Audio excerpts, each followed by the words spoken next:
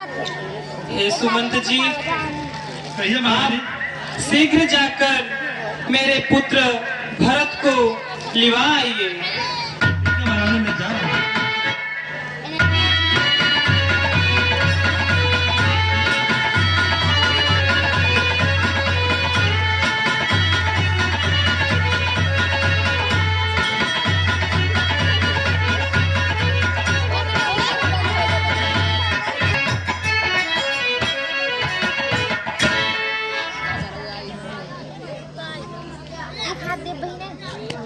पिताश्री, पिताश्री, पिताश्री, पिताश्री, भैया भैया क्या हुआ शत्रुघ्न? क्या हुआ भैया? हो गई? हाँ भैया, सुबह हो गई। शत्रुघ्न, हाँ भैया। कहते हैं भोर का सपना सच होता है। आज तक मैं भैया श्री राम के बारे में दो सपने देखता रहा, लेकिन शत्रुघ्न, हाँ भैया बोलिए। आज मैं पिताश्री के बारे में दो सपने देखा। क्या सपने देखा भैया? शत्रुघ्न, पिताजी के सिर पर मुकुट नहीं था और उनके बाल खुले हुए थे और एक गोबर से सने हुए कुंड में ऊंचे पर्वत की चोटी से गिर पड़े हैं। और उसके बाद दूसरा स्वप्न देखना। भाई क्या देखा भाई? भाई, पिताश्री के गले में लाल वाला और वो लाल चंदन लगाए हुए तेजी से दक्षिण की ओर चले जा रहे हैं। भाई शत्रुघ्न, हाँ भैया। यह संकेत शुभ नहीं है शत्रुघ्न। भैया, पिताश्री के बारे में सोचकर मेरा भी मन बहुत घबरा रहा है। महल में कुछ अनिष्ट जरूर हुआ है भैया। मन बहुत विचलित हो रहा है। ठीक है भैया, चलिए हम लोग शीघ्र महल में चलते हैं। ठीक है भाई, अभी नाना के यहाँ है हम लोग। नाना जी से आदेश लेंगे।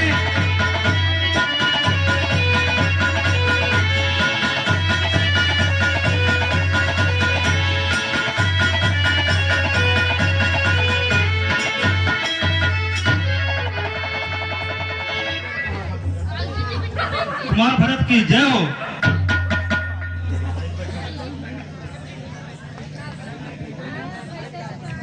क्या हुआ महाराज सुमन, आप अचानक से यहाँ कैसे? गुरुदेव आपने शीघ्र बुलाया है। शीघ्र ही? हाँ भरत, सब कुशल तो है ना भैया? राम लक्ष्मण माता जानकी सब मंगल ही है ना? किस लिए अचानक बुलाया गुरुदेव ने? प्रभु, इसका कारण मैं नहीं बता सकता। सिर्फ गुरुदेव का आदेश है कि हमारा भरत को बुला लाइए। अच्छा ठीक है, चलिए।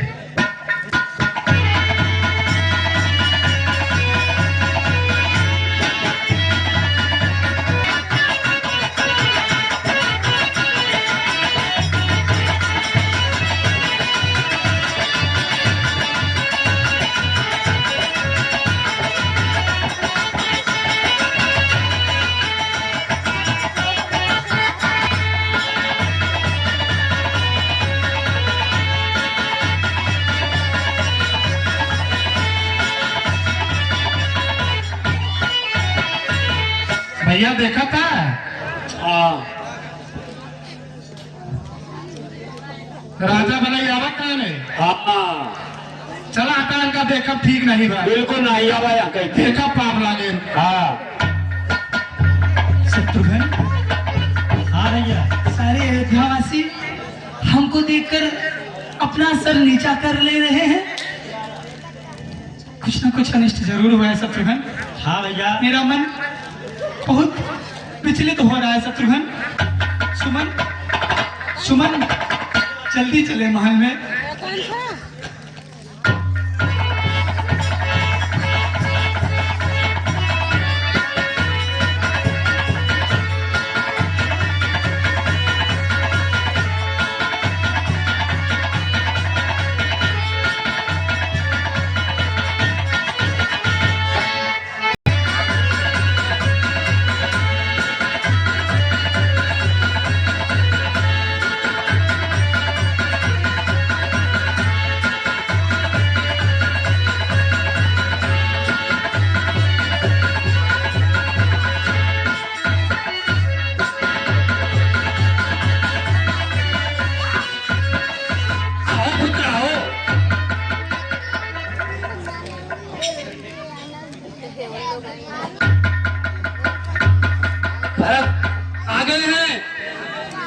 मैं चलती हूँ, रानी को बताती हूँ और रानी से कहती हूँ कि वो महल में अपनी तैयारी कर ले, क्योंकि महाराज भरत आ चुके हैं।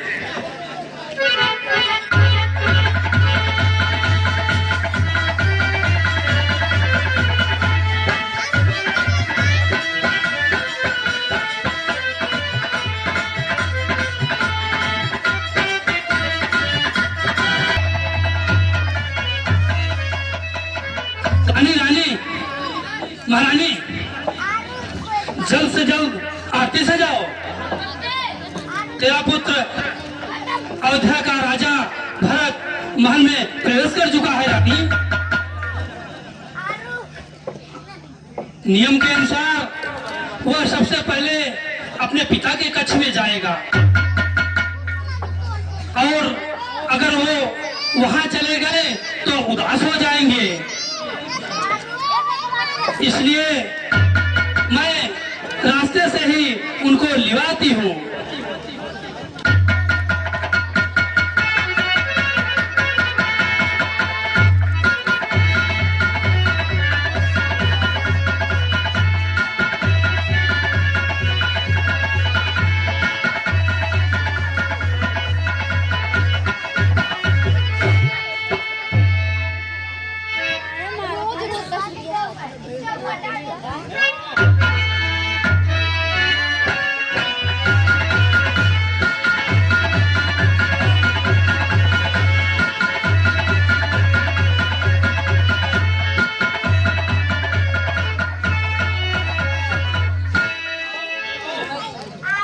नानी, आओ पुत्र आओ। पिताश्री अपने कक्ष में नहीं है, वो कहाँ है नानी? मैं पहले पिताश्री से मिलूंगा।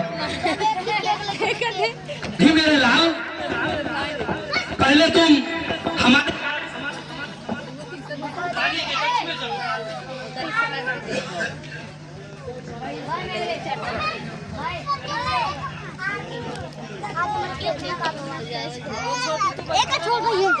वो बहुत अधीर हो रही है, इसलिए पहले तुम मेरे साथ माता के कक्ष में चलो।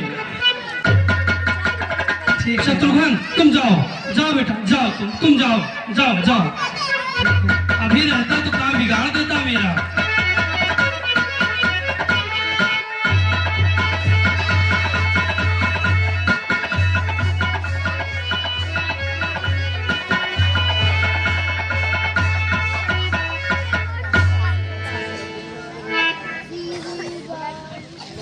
माँ, अब मेरा काम खत्म हो गया, मैं चलता हूँ।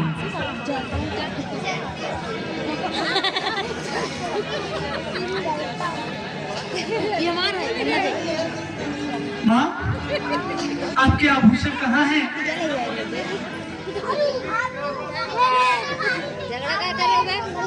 आज माँ, आपने ये सफेद वस्त्र क्यों धारण किए हैं?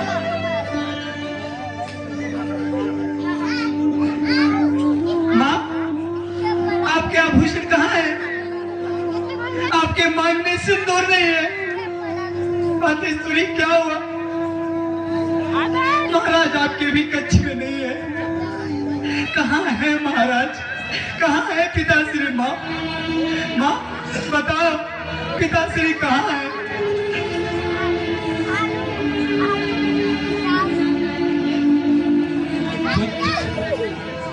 संसार में जो जन्म लेता है उसे एक ना एक दिन इस संसार का त्याग करना ही पड़ता है। तुम्हारे पिताजी भी परम धाम को सिधार गए पुत्र।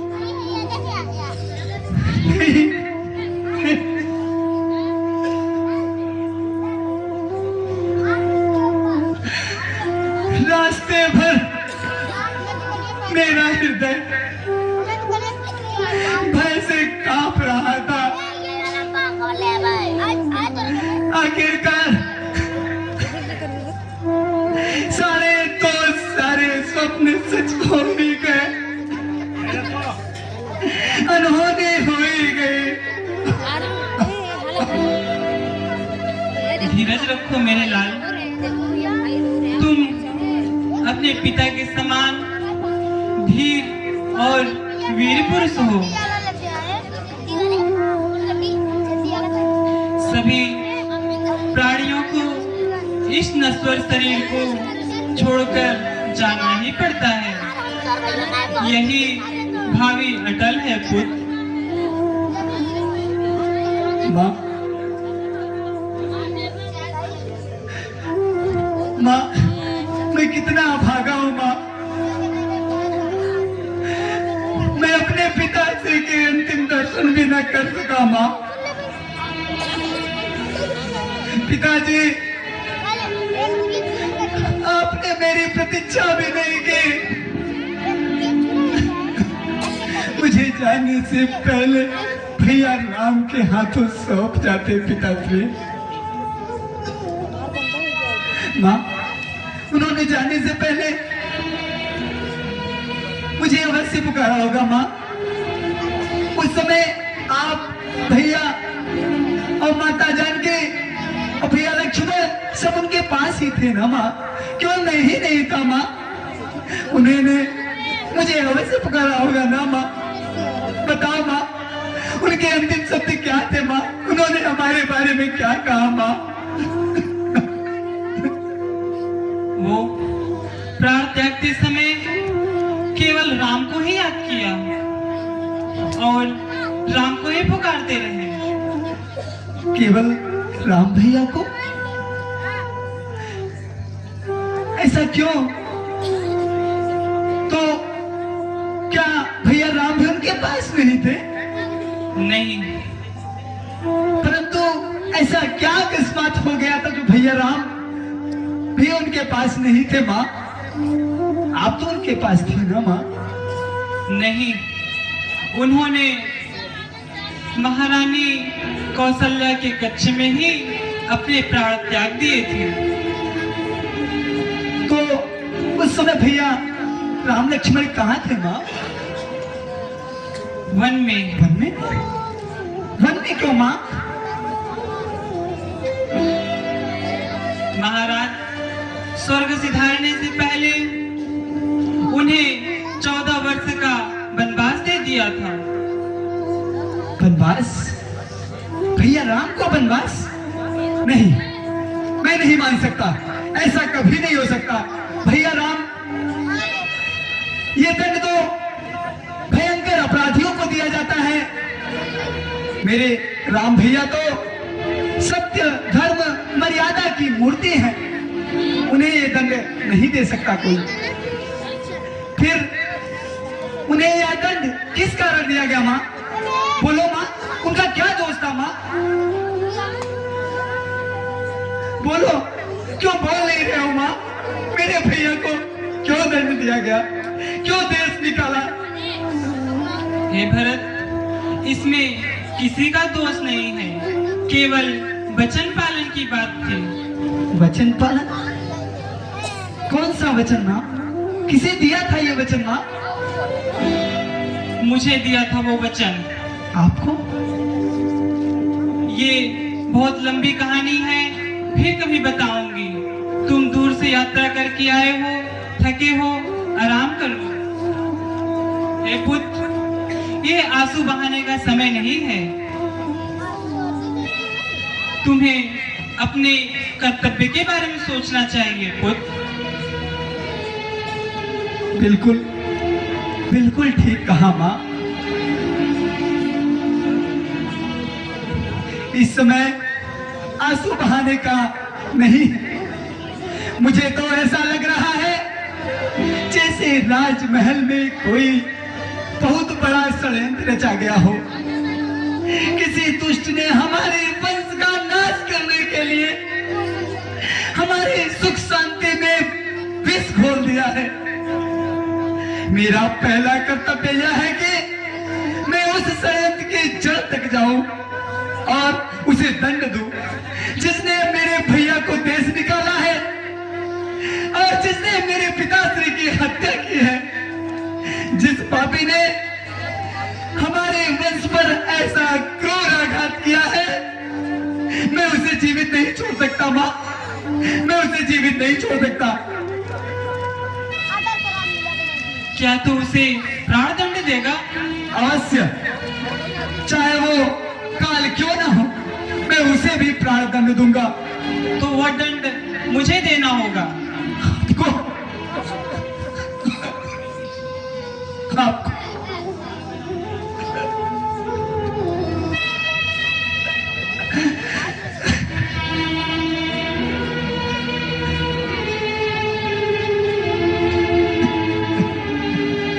कौशल्या ने तुमको ननिहाल भेजकर राजा को अपने जाल में फंसाकर राम को राज तिलक करना चाहते थे, लेकिन मंथरा के सहयोग से मैंने यह दो वरदान मांग लिया।